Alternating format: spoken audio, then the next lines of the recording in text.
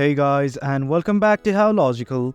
In this tutorial, we're gonna look at how to manage the offline files in Dropbox mobile application. Now let us begin.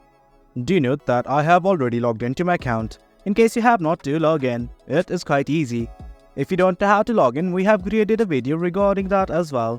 Now let's simply look at how to manage the offline files. At the bottom right corner of the screen, you will see a button like this that is called as account. Just click on it. And from here, you will be in the account section. Simply scroll down till you see something like Manage Your Files. And right here, you can see the Manage Your Files section.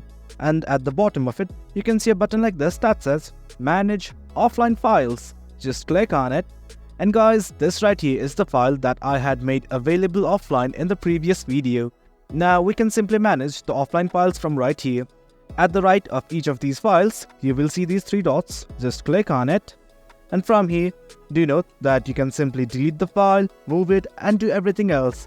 But the thing we're gonna do right now is to make it available online only.